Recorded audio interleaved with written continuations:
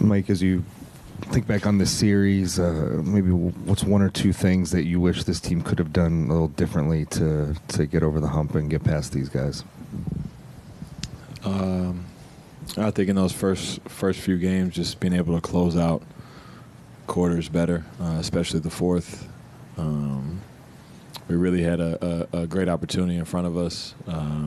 Had a lot of leads throughout the games this series, and when you give teams opportunities to stick around and make it a possession game, they have two of the best in the game at closing games. So that kind of bit us when it came down to it.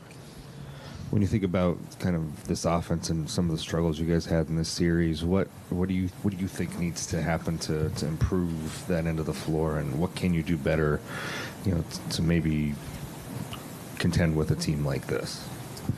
I think it'll start, training camp, off season, like watching film, what style of pace we want to play. The energy that we put in defensively, we have to put that same energy offensively.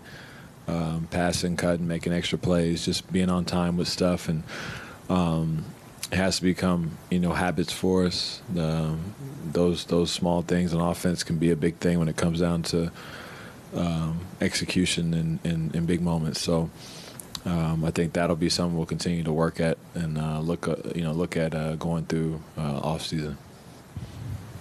Mike, this fan base has embraced you so much and truly loves you, calling you Minnesota Mike. What does that mean to you to have the Timberwolves and the state of Minnesota love you this much and embrace you?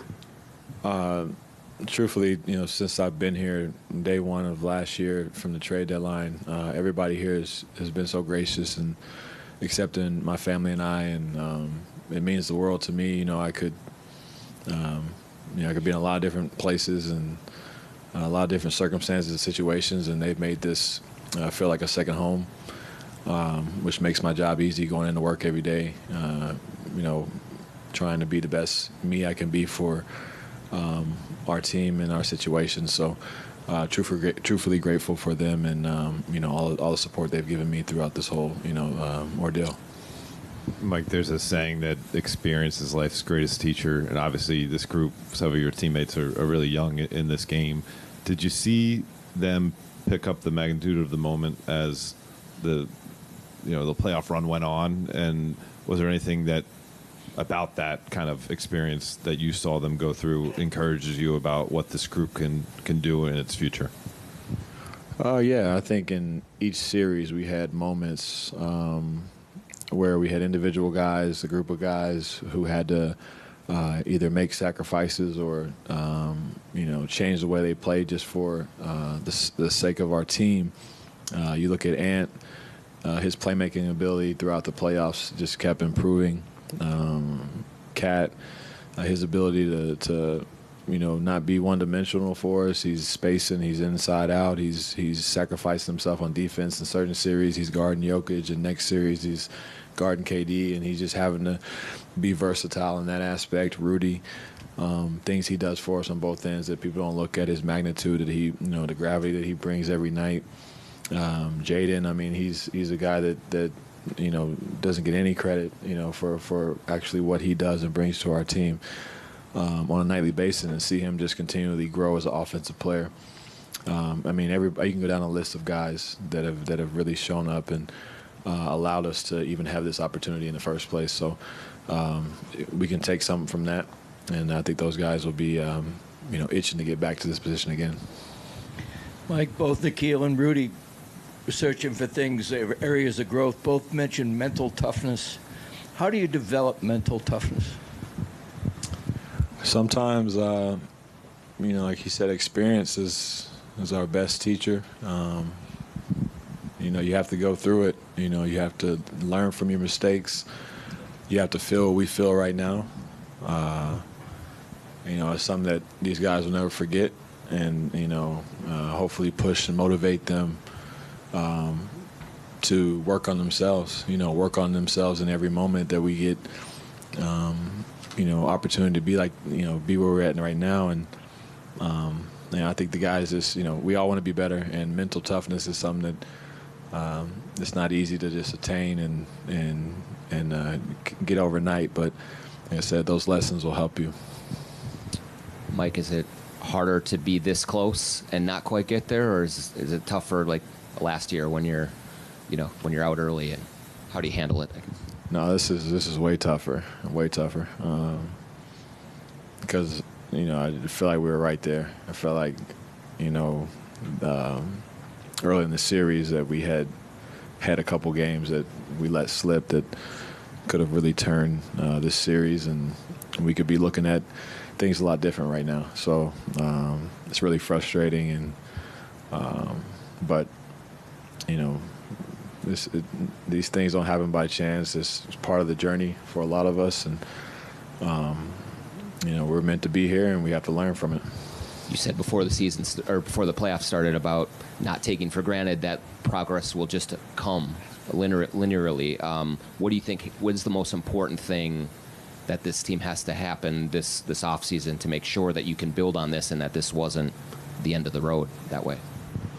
I think a lot of it is our mentality for this situation. We have to once again believe that this isn't our ceiling. This is steps towards our goal.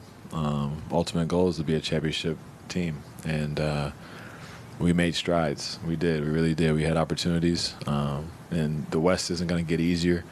Next year it'll be a much tougher road, but we have now felt as a group playing against a team like Dallas what a championship level team is playing and how high a level you have to play at, sense of urgency you have to have, and hopefully that's something that we hang on to going into the offseason to get us prepared for the long run back here. It seemed like all year this team's offense was kind of reliant on the defense to get it going. How do you guys make another step on that end of the court? So if you do run into a team that's hitting shots, that you can kind of go blow for them with your offense? You got to try to find a way to improve on that. Whether that's schematically or how we play our personnel and units that we have that we run out there together. Experiment with small ball lineups or whatever it is to make us attack differently. In different cases and different teams. So we just have to, like I said, continually just grow from the experience of this and try to figure out, how we can be effective or how we can put just as much energy as we do on the defensive end and put that on the offensive end at times to, match the team's aggressiveness or, try to figure out how to, ways to get over that hump so we're not relying on, one end of the floor.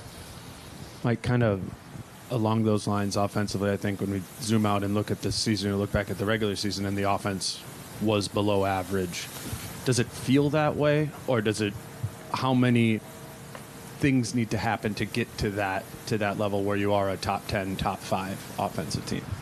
Yeah, there's a lot of room to improve, and I think a lot of it has to do with just, us being able to make simple basketball, plays as a group, not just one or two guys or three guys out there, but all 5.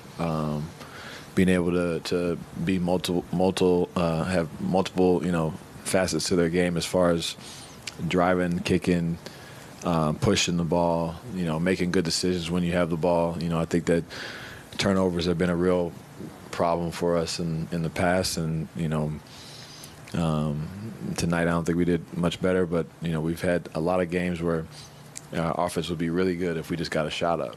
So I think all that has some